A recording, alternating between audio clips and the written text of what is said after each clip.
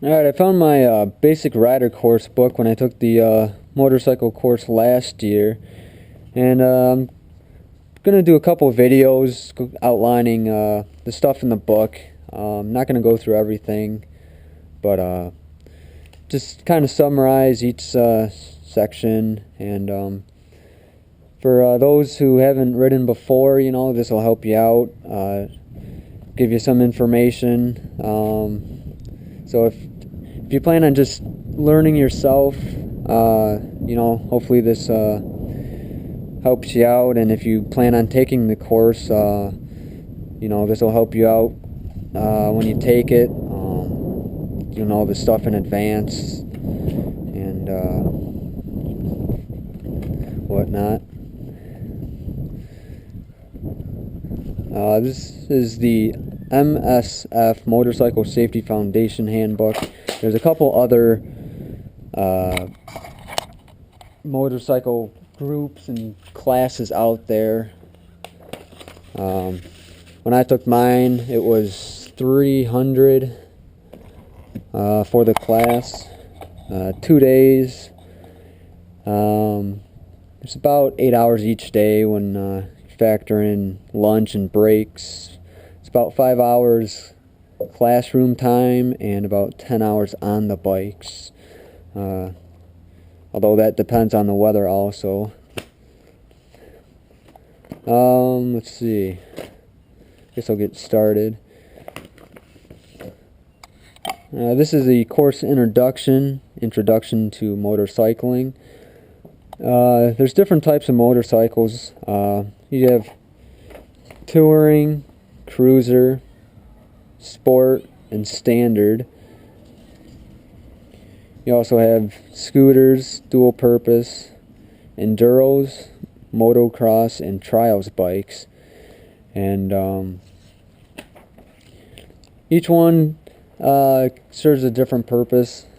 Touring is great for longer rides. They usually have GPS, radios, all that stuff in there. Cruisers, great for going out and cruising around. Sport bikes, all the young guys like to have them. Sporty looking, they're fast. Standard scooters, dual purpose, which are basically street legal dirt bikes. You can go on and off road with them. You have to have mirrors, a headlight, tail light, and a license plate bracket. You might need to, I believe you have to have reflectors on the bike as well.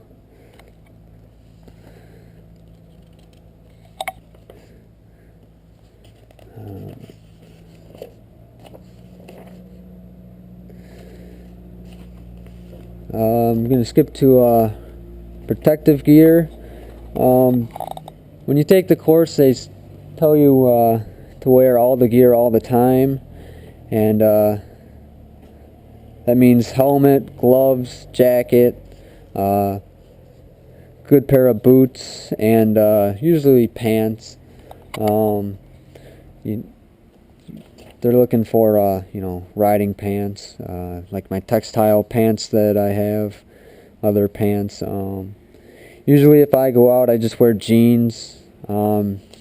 It's too hot wearing the other pants. But as far as helmets go, you have full face helmets, such as this one. It's got the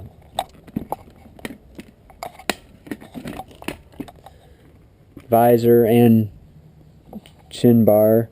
You also have modular helmets, which are full face, but they're hinged, so this area flips up and makes it like an open face helmet if you're stopped and whatnot. 3/4 or open face does not have the chin bar out in front. And there's also they don't show it here, but the helmet that's just covers your head. Having a mind blank here, but what you want to think about is you know, what kind of protection you're looking for. A full face helmet provides the most protection. It covers the whole face, has the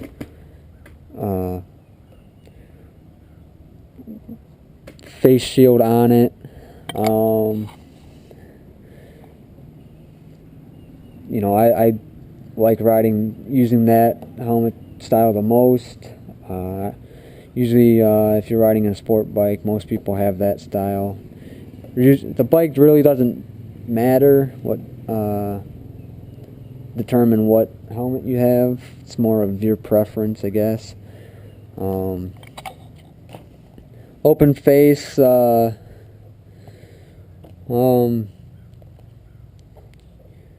know, I guess if you're looking for more of a open feeling, I guess, but still having protection on the side and lower neck and around your side of your jaw, you know, got that style.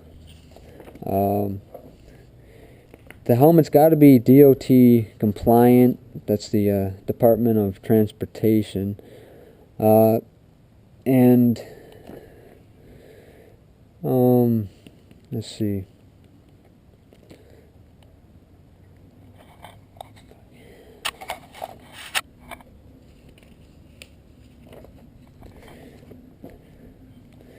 Next, you have goggles. If you have a open face or just the helmet that covers the top, you want to look into some type of eye protection. You want to protect your eyes and debris from hitting your eyes. You know, it's not good if you can't see where you're going. So get some goggles or durable glasses that can take, you know, maybe a stone hitting them or something. Make them comfortable. Footwear would be the next thing. They recommend sturdy over the ankle boots. That's what I wear. Mine go over the ankle, provides ankle support. These ones I got at Walmart for $35. So and they're oil and slip resistant. They've got good tread on the bottom, so you also want to look at the you know, if it's got enough tread. You want it slip resistant, so if you do put your foot down in oil or loose gravel, hopefully you know, reduce your feet from slipping out. Next thing for riding protection would be gloves. We've got gloves that are different materials, usually leather. They've also got mesh. Usually these ones are cheap cloth ones. These aren't motorcycle gloves. I wear these in the summer. But if what I wear is gauntlet style full leather gloves. They've got hard knuckle protectors, all leather. So if you go off the bike, you know, these leather's the most durable. But you know, it's again your choice. You want to stay as protected as possible, but you know, weather can determine that. You know, if you ride in the hot or cold, you also want to be comfortable with what you're wearing also. You don't want to be too hot and getting dehydrated. Also, you want a glove where if you're riding a lot in cold weather or it's just a cold day, you want to keep yourself warm enough where your hands aren't going numb. You want to have all that responsiveness as you can. Next thing would be jackets, or jackets, pants, riding suits. I've got a textile jacket with shoulder, elbow, and back protection. You want to look at, again, there's different materials. I got a textile, fairly durable. It's better than mesh, not as good as leather protection wise, but it was cheaper, and it had extra padding and armor in the elbows, shoulder, and back. So any extra padding or protection in a jacket, you want to look for that. It can add weight, but if you want to stay protected, then it's worth it. There's also rain suits. So if you're going for a long trip or whatever, or you think it's going to rain that day, bring a rain suit. Usually there's 1 or 2 piece suits. There's also high visibility colors such as orange or yellow. You want to make sure it's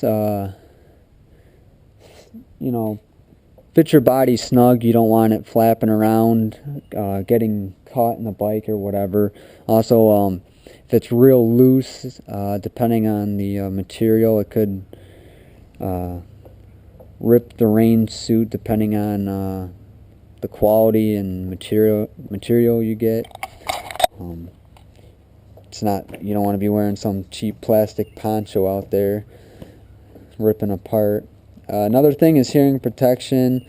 I try and wear it as much as possible. You get a lot of wind noise, and even with the earplugs in, after the ride, if I'm out for over an hour or on roads that are 55 miles an hour up, taking the earplugs out, you still get like a I get a ringing in my ears, so but it can also protect you from the engine noise or the exhaust noise. My bike, I have aftermarket exhaust on it, and I took the baffles out a couple times, but it was way too loud. I didn't have hearing protection, and that kind of messed my hearing up a little bit. So I recommend hearing protection, and I've got a full face helmet, and even with the earplugs in, there's just a lot of wind noise. For the next part, there's the pre-ride inspection for preparing to ride. What you want to do is, once you're all geared up and ready to go out to your bike, you want to do like a maintenance check. They go by T-Clocks, T-C-L-O-C-S, and what it stands for is, the T stands for tires and wheels, controls, lights and electronics, oil and other fluids, chassis, and stands. And I'm not sure if you can see this or not, but you want to check your tires and wheels first. Check the tread, make sure there's no stones or nicks, nothing stuck in the tire. Make sure the tread's nice and even. Check the air pressure, tread. Look for cracks, dents, loose spokes, bearings. Check your brakes. Then you want to check your controls. Make sure your levers are good. They when you squeeze them in, they go back to the position before. You don't want it getting stuck or anything. Check your switches, cables, hoses. Check your throttle, twist it back, and when you let it go, it should go back to the neutral position, I guess. Lights and electronics, make sure they're all working. Check your high and low beam, blinkers, hazard lights, both brake lights. Oil and other fluids such as coolant, hydraulic fluid. Check the levels, check for any leaks.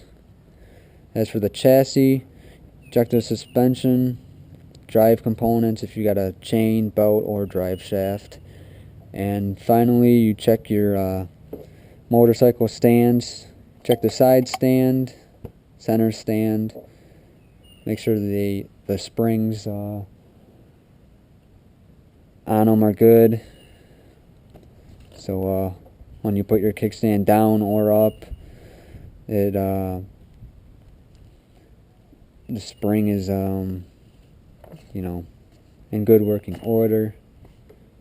You don't want your stand coming apart when you go to lean your bike on it, or coming off as you're riding. So